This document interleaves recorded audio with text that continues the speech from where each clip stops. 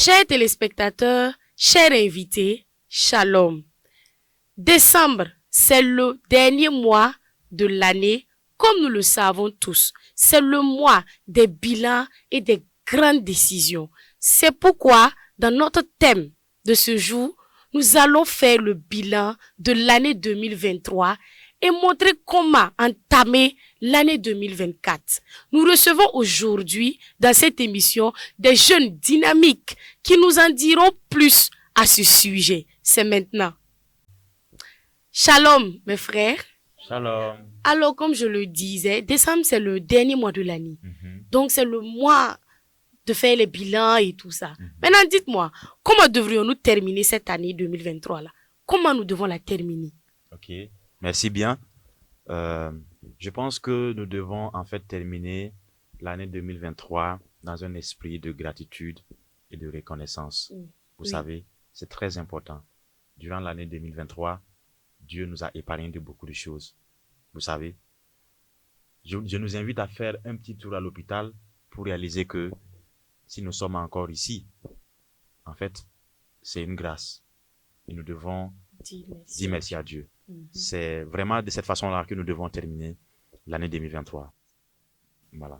D'accord, quelqu'un d'autre pour nous dire comment nous devons terminer l'année? Bon, je pense que souvent, nous mettons la pression. Par exemple, en tant que jeune, genre, tu veux t'habiller, tu veux avoir des choses de luxe. Et nous voyons même que certaines personnes, des jeunes filles comme des garçons, ils partent se prostituer juste pour avoir de quoi s'habiller.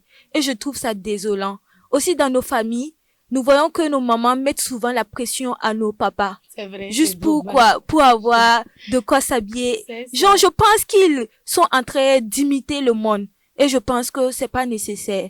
Donc, en ces temps de fin d'année, nous devons vraiment terminer ces temps de moment par des partages, voilà, des actions de grâce et tout ça. Quoi. Exactement. D'accord. Ok, quelqu'un d'autre pour nous dire comment terminer, nous devons terminer l'année 2023? Moi, je dirais de terminer l'année dans la prudence, dans la vigilance. Voilà. Bon, je parle pour tout le monde, mais précisément mes camarades jeunes, bien frais comme ça, qui se disent que la fête, il faut circuler en vitesse, voilà, faire partie où on veut, faire n'importe quoi. Bon, moi, je pense que non, bien vrai, nous devons manifester notre joie, mais avec une manière précise. Voilà, la bonne des manières serait mieux pour nous tous, voilà, pour nous préserver. C'est l'essentiel de voir l'année prochaine aussi. Sinon, si on fait la fête et puis on voit pas l'année, c'est pas. C'est vrai. Voilà, surtout en donc, fin d'année, il y la a beaucoup prudence. d'accidents. Voilà. Il faut être prudent dans la Voilà. circulation.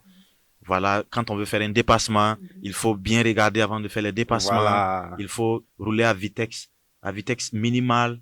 Tout ça, ce sont des choses qu'il faut vraiment Éviter. veiller sur ça. Voilà. Ok, ce que je vais ajouter, c'est qu'il faut terminer l'année en faisant un bilan. Un bilan, c'est-à-dire un résumé de l'année. Qu'est-ce que tu as fait de ton année? Qu'est-ce que tu as pu réaliser et qu'est-ce que tu n'as pas pu réaliser? Ça va te permettre en fait de mieux préparer l'année qui vient. Ok. En parlant de bilan, comment faire son bilan de l'année 2023? Comment faire son bilan? Comment établir un bilan? Ok, merci bien. Je pense que pour faire un bilan, ça n'a rien de compliqué, rien de sorcier. Il faut juste en fait se poser la question de savoir quels étaient les objectifs que je m'étais fixés au début de l'année. Les énumérer dans un papier et puis voilà, essayer de les quantifier, de savoir à quel niveau est-ce que je suis avec chaque objectif. Tel objectif, est-ce qu'il est à 80%, est-ce qu'il est à 30%, est-ce qu'il est à 70%? Quels sont les ingrédients qu'il me fallait pour réaliser tel objectif? Qu'est-ce qu'il m'a manqué et où est-ce que je dois redoubler d'efforts? C'est comme ça on fait un bilan. On ne commence pas l'année bravalant, sans objectif. C'est ça. C'est pas normal du tout. Les jeunes d'aujourd'hui que nous sommes, la plupart du temps, nous sommes pas ambitieux, nous sommes paresseux. C'est une invite à chacun de nous à se ressaisir. Ok. Voilà. Alors, maintenant, vous allez nous dire comment aborder l'année 2024. Ça veut dire comment entamer cette année-là. Ok, je dirais que il faut entamer la nouvelle année, en se fixant des objectifs, des objectifs SMART, c'est-à-dire spécifiques, mesurables, atteignables, réalisables dans le temps. Et si possible même, il faut écrire ces objectifs et les coller dans sa chambre afin de les voir tous les jours pour être davantage motivé. Ok. Bon, moi, je dirais, il faut vraiment travailler. Seul le travail libère, c'est le travail qui paye. Voilà, nous avons la force, donc nous allons travailler pour réussir. Voilà. Donc, je maximise beaucoup sur le travail, les efforts. On multiplie les efforts. Où on a échoué en 2023, on revoit cela pour bien, en tout cas, venir prendre un élan pour, voilà, bien sauter en 2024. Ça, nous voilà, sommes pour jeunes, donc nous devons vraiment il faut travailler. travailler. Donc, Oui. vraiment, on s'exhorte à travailler. Ok. Bon, tout ce que mes frères et sœurs ont dit, c'est vraiment très important. Mais à cela s'ajoute vraiment que nous devrons mettre Dieu en toutes choses. Oui. Les objectifs que nous allons nous fixer là, je pense que nous devons les présenter à notre Seigneur, notre Dieu, afin que voilà, à travers nos prières, il puisse nous aider à atteindre ces objectifs-là. C'est ça. Mettre Dieu au devant de toutes choses, ça paye toujours. Ah wow, frère Jonathan, vous allez nous dire comment aborder l'année 2024. Oui, comment aborder l'année 2024, hein? Vous savez, mes prédécesseurs ont déjà tout dit, presque tout, hein. Mais je vais juste ajouter qu'il faut, en fait, lorsque on se fixe des objectifs pour l'année 2024, sachez que tout ne se passera pas comme sur des roulettes. C'est ça. Tout ne se passera pas comme sur des roulettes. C'est-à-dire que il y aura toujours des imprévus. Généralement, nous les jeunes, au premier imprévu, au premier défi, on claque la porte, On baisse les bras. on baisse les bras, C'est ça. on est découragé et on abandonne. Généralement, c'est ça qui nous manque en fait, c'est la constance.